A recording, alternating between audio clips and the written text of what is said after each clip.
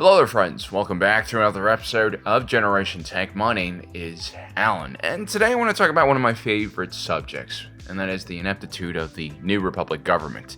Sometimes growing up is realizing that the choices you have are all terrible, and you have to choose between an evil fascist dictatorship bent on destroying all freedom in the galaxy and a weak representative democracy that is severely flawed and incompetent. And sometimes no matter what solution you choose, ultimately there are always going to be things that are broken. Like the Outer Rim. That's the thing in Star Wars that is always broken. Anyway, this video is going to have spoilers in it from the new Star Wars TV show Skeleton Crew. In this video, I want to talk about how the New Republic's lax security policies really allowed piracy to thrive, but as you'll see, this is a problem that not only plagued the New Republic, but almost every other galactic government that came before it. Now, in the opening crawl of Skeleton Crew, we get the following words. Since the fall of the Empire, the New Republic has maintained order, and yet remote hyperspace lanes are increasingly plagued by piracy. These pirates boldly brand their armored hulls as a sign to all ships, surrender or die. And then we get essentially a recreation of the opening scene in episode 4, but instead of Alderaanian diplomatic guards fighting off a stormtrooper boarding crew, it's a freighter crew fighting off a pirate gang. And guys, this is absolutely brutal. A few things I want to point out here. This is not the Star Wars equivalent of desperate Somali pirates. Individuals in snub fighters who are just trying their best to attack a civilian freighter to make some money so that their village can survive. This is a professional pirate crew with a ship many times the size of the ship they're boarding. These pirates have clearly assaulted many ships and have purpose-built assault umbilical cords and have perfected the act of disabling a ship and then taking it intact. I wouldn't even be surprised if they had like a tractor beam on board of their ship or some stolen Imperial tech, like a gravity well generator, to interdict ships and pull them out of hyperspace. That would be an absolute nightmare if the pirates actually had that technology. The point is, these pirates are professional and very well funded, which means they've probably been operating with impunity for some time. This is a real bad sign for the New Republic. It should be noted that this freighter crew, whether it's freelancer or a company ship, has a huge crew as well, a huge crew of armed individuals. I'm gonna guess that these are freelancers because they're not just giving up, they're actually standing their ground and defending the ship and maybe the products on board that they have a stake in. That or they feel like they're going to become slaves or get slaughtered by these pirates if they allow them on board. Although surrendering is definitely an option, as seen in the opening crawl, these pirates probably don't want to die in a costly assault either. And if this were honestly a company ship, I feel like the crew would just let the pirates walk on board and take all the product and let insurance take the hit. Now, let's say the pirate crew does take the crew as ransom and try to get more money out of the corporation. Well, I feel like the corporation would just not care. It'd be a what you call a write-off, a loss at the end of the year when they're doing their taxes. And this freighter crew is also, pretty well organized, all things considered, meaning that this isn't their first rodeo against pirates either. This, again, shows us that piracy is not a new phenomenon in this area. It hasn't just sprung up out of nowhere. Both sides in this conflict are prepared for a battle. Again, a terrible sign for the New Republic. This is a sign that the New Republic security policies in this area have completely failed. This is a part of the galaxy that is just completely messed up. And according to the speech given by the pirate captain, things are not going well for the pirates either. I know, these cycles have been lean. It's all forgotten now. Because at long last, I brought you to the only thing that matters. Cold, hard credits. It's possible that the pirates have become too successful at picking these lanes clean, and so merchants are just avoiding this area completely. Or maybe the galactic economy is still in dire straits, and there's just not a lot of commerce at all. I mean, that ship we see get boarded initially only has a single credit in the vault, which smells kind of fishy for me. Like this is some kind of bait vessel or something else like that. Maybe there's larger plot things that will be revealed. But what's going on in the galaxy? With the Galactic Civil War over now, why is there so much rampant violence in the hyperspace lanes? Why are there pirate crews that clearly have been operating with impunity for so long time that they have developed into an elite thieving machine? Well, there have always been pirates in the Outer Rim, the peripherals of the galaxy where, unfortunately, they're just have never been a huge security presence. There's a phenomenon in the Star Wars galaxy where the further you get away from the Coruscant, the less people and economic activity there is, and therefore the less capital and political power to fund a security mission of any type. Of course, you do have small bright spots in the Outer Rim, like Yaradu, for instance, where the Tarkin family, via the Outland Region security forces, successfully fought pirates and even drove them out of their sector, which was a huge deal for the sector. You see, Radu was a heavily export-dependent planet. They mined and processed lawmite, and pirates were constantly hitting these shipments on their way to Coruscant. And this wasn't just any pirate group. This was a group led by a pirate queen who managed to facilitate peace amongst various pirate organizations. Something that rarely happened, but when it did, I mean, this is a serious problem, even for larger defense forces. And to be clear, pirates are different from your average bandit groups and other criminal elements. They are different from bounty hunters as well. All these groups walk and talk in the same circles, and sometimes they exchange personnel, but what makes pirates different and far more dangerous than these other groups is the fact that they have naval power. I mean, real pirate groups usually have a capital ship that is at least Corvette class or larger. These are ships that are extremely swift, heavily armed, and usually outfitted for boarding maneuvers. And while pirates have fought on the side of good and evil, it really doesn't matter because their main motivation is coin. They're not all that different from mercenaries in that way.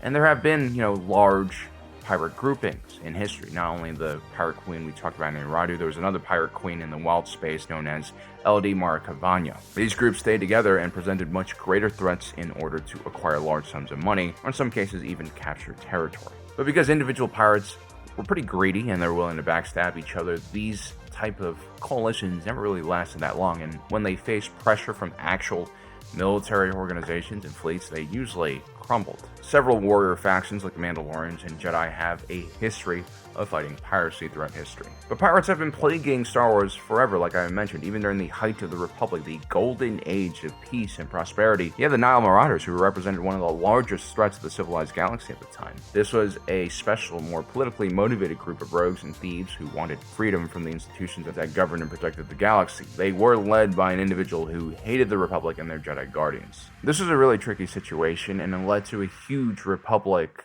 counteraction and almost led to the militarization of the Republic before the Clone Wars even started. But yeah, the old Republic's neglect of their security duties to the Outer Rim and their naive belief that they could expand their influence to the Outer Rim without a military force is a lesson that I think the New Republic should have learned from. But they didn't learn from that lesson. It's widely known that before the Galactic Civil War even ended, like shortly after the Battle of Endor, Chancellor Mon Mothma was already sketching out plans for the complete demilitarization of the New Republic federal military. Of course, this sounds much worse than it actually was. While premature, Mon Mothma was terrified that our New Republic, which now fielded the largest military force in the galaxy, would turn into an authoritarian power backed by military prowess. Simply put, when political options failed, when diplomacy failed, it was just too easy for a faction with a powerful military to not use it to bend other factions to their will. And so what Mon Mothma's demilitarization plan was really about was redirecting funding and hardware from the federal military back to planetary defense forces. Sort of like what the galaxy was like before the rise of the Empire, when Palpatine basically rolled in a lot of local militias into the Imperial military. So this was kind of a reset more than anything, but things were slightly different for the New Republic compared to the Old Republic. And before we get there, it's not like the Imperial military did a better job against piracy. One could argue that piracy during the Imperial period was much worse, especially in the last years of the Galactic Civil War. While there were initially many crackdowns on organized crime with a specific focus on stopping black market smuggling of weapons that could be dangerous to the Imperial military, there were also many reasons why piracy began to thrive during the Imperial era. For one, Palpatine's style of governance via sector mots meant that there was tons of corruption at the local level. Without proper checks and balances and oversight of these appointed governors, you had officials turning a blind eye to pirates as long as they paid tribute or bribes to the local government. Obviously, any attack against Imperial military ships and strategic resources would immediately draw the wrath of the Empire against pirate elements. But even more law and justice focused governors who actually were trying to hunt down these pirates would struggle in capturing these criminals in the same way they struggled to stop the Rebel Alliance. And if you think about it, the Rebel Alliance in their eyes was no different from these pirates. They also hijacked and stole ships. I mean, most Rebel Alliance Nebula and B medical frigates were stolen from the Imperial fleet and could be technically categorized as acts of piracy. And so the Pirates of the Galaxy enjoyed the same advantages that the Rebel Alliance did against the Empire. Basically, they could be wherever the Imperial military was not. They were quick, mobile, and always one step ahead of the military. Actually, in Legends, during the Rebel era, privateers were given commissions by the rebellion to even attack Imperial ships. Now, the larger problem that created more pirates was the Empire's military-first economic policy, which was just unsustainable. The federal government was bleeding credits on ridiculous military projects, and the effects of this mismanagement of the economy was basically driving ordinary citizens to desperately find new ways to earn credits and take care of their families. And so, like many Somalian fishermen who became pirates, during the Imperial era, you now had merchants, transport pilots, freighter crews,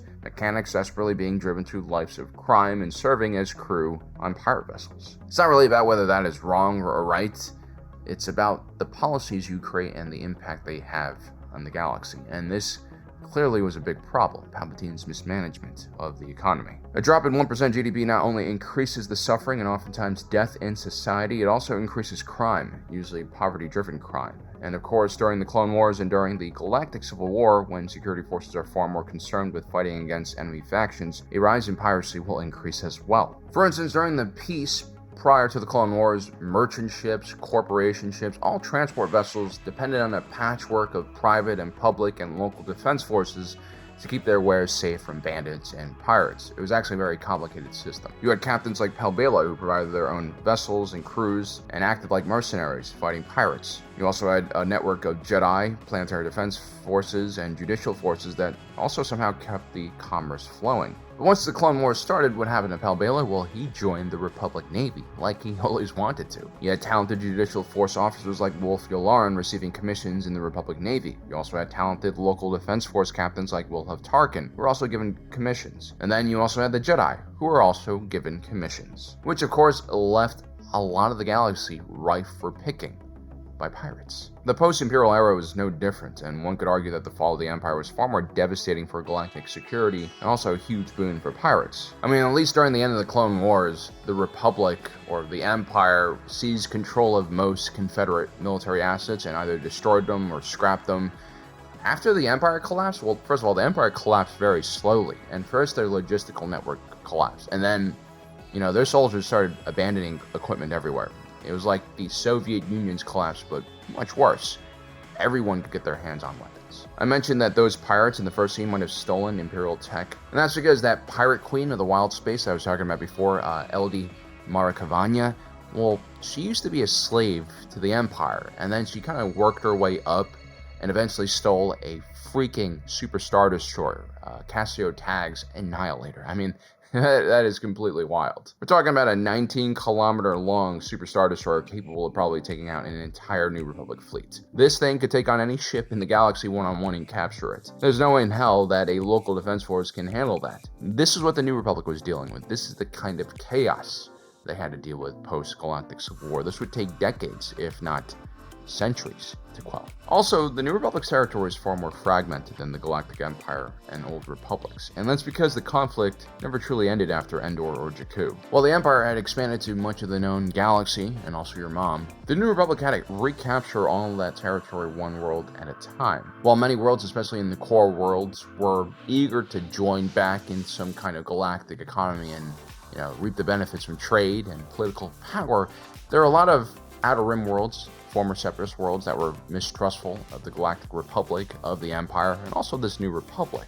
Worlds like Ryloth, for instance. Ryloth was basically your typical Central European country like Hungary and Poland. They were just tired of galactic politics and larger powers. And so Ryloth would not join the Republic. They would broker their own trade and political arrangements with the New Republic, maintaining good terms with the central government. But New Republic forces didn't really have to patrol there. They had to maintain their own security, and so a lot of these newly independent worlds became very easy targets for pirates and bandits, especially more sparsely populated planets like Navarro, which had been under Imperial occupation and remained independent from the New Republic, and then were literally occupied by pirates, most likely directed by Imperial remnant factions to create chaos. And the New Republic, like the Galactic Republic, hardly had resources to deal with all this instability. Even if they did have a larger military than the Galactic Republic ever had, Navarro wasn't even a member world of the Republic, and it just wasn't a priority. If it wasn't for Navarro's administrator's relationship with a rogue Mandalorian faction, that planet would have become a permanent pirate world. And by allowing pirate threats to essentially take over entire planets and use the resources there, well, that is a huge problem for the New Republic. It's one thing to have a secret base like Port Borgo in deep space. Giving pirates an actual planet allows them to increase the size of their operations to once again challenge local security effectively. This is really where the New Republic should have stepped in and, stopped something small from growing out of control. So what is the actual solution to piracy in the Outer Rim? Well, it's a tough thing to eliminate this kind of criminal threat, and ideally you can't just allow corporations to take over what should be like a publicly funded security mission, but you need to be committed in the long term, have a long-term plan to actually make something like this work. Security forces have to provide safety for these new settlements in the Outer Rim for years, if not decades, because it takes generations of natural growth to make a planet large enough and rich enough to afford their own security forces. Only through the bright lights of civilization can you truly eliminate threats like piracy. And unfortunately, as most of the power and resources are concentrated in the core regions of the galaxy, I think it's very unlikely that piracy will ever be eliminated. Sometimes you have to just come to terms with the fact that some problems, like genital herpes, can never be eliminated.